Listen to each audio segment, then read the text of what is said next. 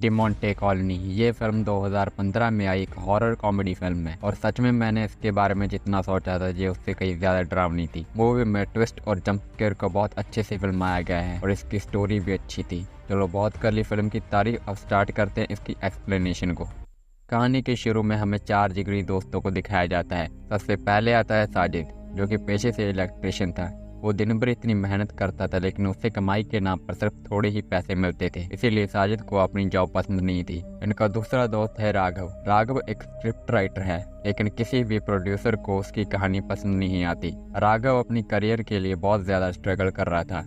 इसके बाद आता है विमल। विमल लोगों की फोटो एडिट करता था जिसके बदले में उसे थोड़े से ही पैसे मिलते थे। इसका भी बाकी दोनों जैसा हाल था। और आखिर में आता है श्री, जो तो ये भी बेरोजगार था लेकिन इसका किसी शादीशुदा लड़की सिमी के साथ अफेयर चल रहा था। जब सिमी का हस्बैंड घर पर नहीं होता तब श्री वहां पर जाकर उसके घर में झाड़ू पोछा और बर्तन धोता है। इनका रिलेशन थोड़ा फनी टाइप का है और सिमी एक अमीर परिवार की बहू थी, इसीलिए वो हर दिन श्री को पैसे दे देती थी।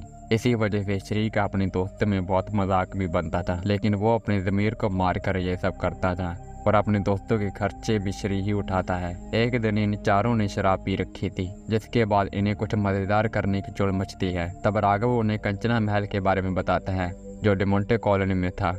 लोगों को मानना था कि वहाँ प्रेत आत्माओं का वास है, इसीलिए वहाँ पर कोई नहीं जाता।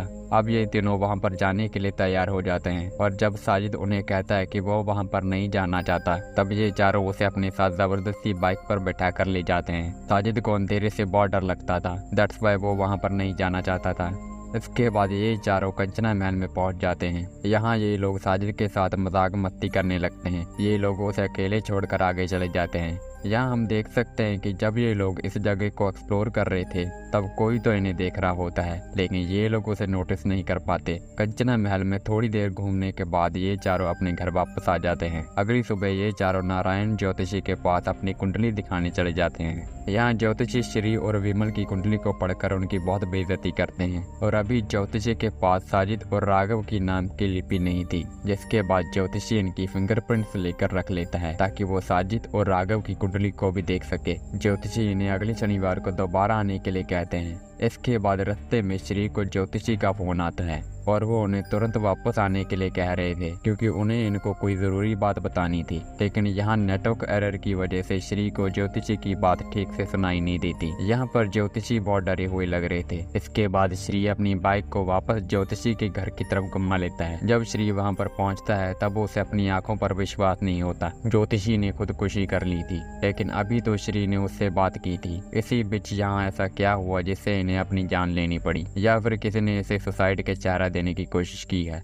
ऐसा क्या था जिसे बताने के लिए ज्योतिषी ने श्री को वापस बुलाया? श्री अपने मन में यही बातें सोच रहा था। अगले सीन में ये चारों एक साथ अपने घर में बैठे थे। यहाँ राघव कंचना महल के बारे में सबको बता रहा था कि 19वीं शताब्दी में जब इंडिया पर अंग्रेजों का कब्जा था तब यहाँ जोंटी मोंटी नाम का शासक था। वो कुछ समय से चीन गया हुआ था। आज इसकी शादी की 10वीं सालगिरह थी। जोंटी मोंटी के 2 बच्चे थे जो विदेश में थे। इस खुशी के मौके पर जोंटी उन्हें यहाँ बुलाना चाहता था, लेकिन किसी दुर्घटना में उसके दोनों बच्चे मर चुके थे। दुखी मन से जोंटी मोंटी वापस इंडिया आ जाता है। यहाँ ये अपनी वाइफ को एक बहुत महंगा लॉकेट गिफ्ट करता है। इस लॉकेट का नाम वो अपनी वाइफ के नाम पर रख देता है। इसकी वाइफ का नाम था Selina Jonty Monty Kanchana. Selina कुछ समय से बहुत बीमार रह रही थी। उसके प्राइवेट पार्ट से ब्लड निकलता रहता था, जिसके बाद इसका डॉक्टर से चेकअप करवाया जाता है। यहाँ डॉक्टर जोंटी मोंटी को बताती है कि उसकी वाइफ 3 महीने से प्रेग्नेंट है। उसका यहाँ किसी ने रेप किया है। मैं आपको बता दूं कि सेलिना बचपन से ही मानसिक रोगी है। वो हमेशा चुपचाप रहती है, लेकिन इसके बावजूद जोंटी मोंटी अपनी वाइफ से बहुत ज्यादा प्यार करता था। अब डॉक्टर उसे कहती है कि सेलिना को इलाज के लिए दिल्ली लेकर जाना होगा, लेकिन जोंटी मोंटी उसे कहता है कि ये बात बाहर नहीं जानी चाहिए, लेकिन डॉक्टर साफ साफ मुकर जाती है। जिसके बाद जोंटी मोंटी एक तेज धारदार हथियार से डॉक्टर का गला काट देता है। इतनी कड़ी सुरक्षा के बाद भी ये घटना महल के अंदर हुई है, तो जरूरी ये किसी महल में रहने वाले इंसान का काम होगा। ये बात अंदर ही अंदर जोंटी मोंटी को खाई जा रही थी। जिसके बाद वो महल में काम करने वाले हर एक नौकर को जलाकर मार डालता है और खुद भी उसी आग में अपनी बीवी के साथ मर जाता है। उसी के बाद से कोई भी इस महल में जाता है तो वो कभी जिंदा वापस नहीं आता। जिसके बाद विमल से कहता है कि हम तो सही सलामत बाहर आ चुके हैं। जिसके बाद राघव कहता है कि मैं इस सब में विश्वास नहीं करता, ये सब फालतू की कहानियां हैं। इसके बाद राघव इन्हें कहता है कि वो कंचना महल में किसी और कारण से गया था। राघव को किसी बुजुर्ग ने बताया था कि कंचना महल में अभी भी सेलिना का कंचना लॉकेट मौजूद है। जो भी इस लॉकेट को महल से बाहर लेकर जाता है वो किसी न किसी कारण से मारा जाता है और पता नहीं कैसे ये लॉकेट वापस महल में आ जाता है। जिसके बाद श्री उसे कहता है कि उसे इस कहानी पर भरोसा नहीं है। जब वो वहाँ पर थे उन्हें वहाँ पर कुछ नहीं मिला। जिसके बाद राघव अपने बैग से उस लॉकेट को निकालकर बाकी सबको दिखाता है, मतलब कि ये कहानी सच है। जिसके बाद ये लोग डिसाइड करते हैं कि इसे टुकड़ों में बेच देंगे ताकि इन पर कोई शक ना हो। इसके बाद ये सब टीवी देख रहे होते हैं और विमल साजिद का मजाक उड़ा रहा होता है कि साजिद हमेशा ऐसे कुंभकर्ण की तरह सोता रहता है, क्योंकि जब से ये यहाँ आए हैं तब से साजिद घोड़े बेचकर सो रहा है। इसके बाद विमल का मन हॉरर मूवी देखने का करता है। जब राघव मूवी प्ले करता है तब उसमें अचानक से ये तीनों दिख रहे थे। जिसके बाद इनकी हालत बहुत खराब हो जाती है। टीवी में आगे दिखता है कि विमल को बाथरूम में किसी एंटिटी ने मार दिया। जिसके बाद राघव पोजेस हो जाता है, उसकी आंखें सफेद हो जाती हैं और उसकी भी आग में जलकर मौत हो जाती है। जिसके बाद श्री वहां से दरवाजा खोलकर भाग जाता है और ये सब इन्हें इस टीवी में दिख रहा होता है। हो सकता है कि ये इनका भविष्य हो। जब ये लोग लाइट ऑन करते हैं तब अचानक शॉर्ट सर्किट हो जाता है। जिसके बाद श्री एवी ऑफिस को फोन करता है और इलेक्ट्रिशियन को बुलाता है। जब श्री दरवाजा खोलने की कोशिश करता है तब अचानक एक तीखी आवाज आने लगती है। वो दरवाजा नहीं खुल पाता। यही नहीं बल्कि बाहर से कोई इनकी आवाज तक नहीं सुन पा रहा होता। बहुत देर हो चुकी होती है। जिसके बाद श्री दोबारा एबी ऑफिस वालों को कॉल करता है, लेकिन वो इलेक्ट्रिशियन उसे कहता है कि वो 5 मिनट पहले तो आकर उनके घर की बिजली ठीक करके गया है और उसी ने उसे 50 रुपए दिए थे। जिसके बाद श्री अपनी जेब में देखता है तो उसके जेब से 50 रुपए गायब थे। इसके बाद श्री सबको बताता है कि दोपहर को उसे ज्योतिषी का फोन आया था, वो उसे अर्जेंटली बुला रहे थे और जब वो वहाँ पर पहुंचा तो ज्योतिषी ने फांसी लगा रखी थी। वो कुछ कहना चाहते थे लेकिन ठीक से कुछ सुनाई नहीं दिया। इसके बाद राघव श्री की फोन की रिकॉर्डिंग में ज्योतिषी वाली रिकॉर्डिंग को प्ले करता है और ये रिकॉर्डिंग सुनकर सबकी सांसें रुक जाती हैं। ज्योतिषी श्री को बता रहा था कि उनका दोस्त साजिद कल ही मर चुका है और जो उनके साथ है वो कोई और ही है। दरअसल जब इन्होंने साजिद को अकेले छोड़ दिया था उसी समय उस प्रेतात्मा ने साजिद को मार दिया था। जिसके बाद वो आत्मा उसका रूप लेकर इनके साथ आ गई, लेकिन साजिद अभी भी यहाँ पर सो रहा है। जिसके बाद ये लोग उससे दूर एक कोने में बैठ जाते हैं। ये दोनों इससे इतने डर चुके थे कि बाथरूम भी एक साथ जाते हैं। इसके बाद राघव इस आत्मा से बात करने के लिए ओइजा बोर्ड का इस्तेमाल करता है। जब राघव उससे पूछता है कि तुम अच्छी आत्मा हो या बुरी, आत्मा यस कहती है, जिससे इन्हें थोड़ी राहत मिलती है। राघव दूसरा सवाल पूछता है कि तुम्हारे अलावा भी यहाँ कोई दूसरी आत्मा है, आत्मा यस में जवाब देती है। राघव उसे तीसरा सवाल पूछता है कि क्या तुम हमें बचा सकती हो या नहीं, आत्मा नो कहती है। इसके बाद राघव अपना आखिरी सवाल पूछता है कि क्या हम सब मारे जाने वाले हैं, आत्मा यस कहती है। और तभी ओइजा बोर्ड में आग लग जाती है। जलने के बाद ओइजा बोर्ड एक एरो का शेप ले लेता है और घूमने लगता है। जब एरो घूम रहा था तब साजिद नींद से उठकर फ्रिज से निकालकर पानी पीकर दोबारा सो जाता है। अब एरो एक जगह पर रुक चुका था। इसके बाद ये लोग उसी जगह पर बैठ जाते हैं जैसे कि ये पहले बैठे थे।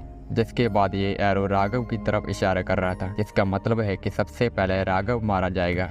राघव इससे पूरी तरीके से डर चुका था।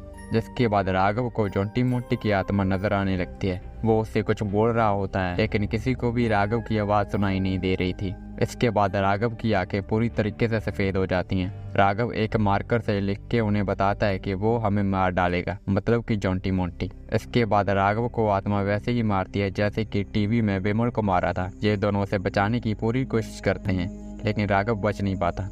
इसके बाद जब ये दोनों बातें कर रहे होते हैं तब अचानक से श्री की आंखें सफेद हो जाती हैं। अब श्री समझ जाता है कि अब उसकी बारी है। यहाँ पर श्री इस बात से बहुत ज्यादा गुस्से में था कि वो मरने वाला है और विमल नहीं, बल्कि टीवी पर बिल्कुल उल्टा था, विमल मर गया था। जिसके बाद श्री यहाँ से बाहर चला गया था। इसके बाद जब विमल को श्री की कोई बात सुनाई नहीं दे रही थी तब गुस्से में श्री विमल को एक मुक्का मारता है, जिससे विमल दीवार पर टकराकर नीचे गिर जाता है। जिसके बाद विमल को जोरदार करंट लगता है जिससे विमल झुलस जाता है। इसके बाद श्री को अपनी गलती पर बहुत पछतावा होता है। थोड़ी देर बाद कमरे में ठंड बढ़ने लग जाती है। पूरा कमरा जमने लग जाता है। श्री कमरे में कोने में चला जाता है। यहाँ जीसस की मूर्ति थी, वहाँ पर ठंड नहीं होती। जिसका मतलब है कि जोंटी मोंटी उस जगह पर श्री को कुछ नहीं कर सकता। इसके बाद श्री के सामने जोंटी मोंटी की आत्मा प्रकट हो जाती है। डर के मारे श्री खिड़की से बाहर जाने की कोशिश करता है, लेकिन तभी साजिद उठ खड़ा होता है। वो श्री को अपने साथ लेकर जाने को कहता है। तभी श्री को ज्योतिषी की बात याद आती है कि साजिद बहुत पहले ही कंचना महल में मर चुका है। जिसके बाद श्री खिड़की से नीचे कूद जाता है। वो भागते भागते एक दुकान पर आ जाता है और उनसे मदद मांगने लगता है, लेकिन वो लोग श्री की बात नहीं सुन पा रहे थे। जिसके बाद श्री उसे गुस्से में थप्पड़ मारता है, लेकिन तभी उसका हाथ उस आदमी के आर पार निकल जाता है। यहाँ पर श्री शॉक हो जाता है। वो वापस जाकर देखता है तो उसे वहाँ पर अपनी लाश दिखती है, जिसमें सरिये धसे हुए थे। इसका मतलब है कि श्री भी मारा जा चुका है। जिसके बाद वहाँ से एक ट्रक गुजर रहा था, जिसमें श्री को साजिद दिखता है। उसके गले में कंचना लॉकेट था और इसी के साथ ये कहानी खत्म हो जाती है। आपको याद है कि जब ये लोग ओजा बोर्ड से दूसरी अच्छी आत्मा से बात कर रहे थे, जो इनके सवालों का जवाब दे रही थी, वो और कोई नहीं बल्कि जोंटी मोंटी की वाइफ सेलिना थी, और वो ही इस दौरान साजिद के रूम में वहाँ पर सो रही थी।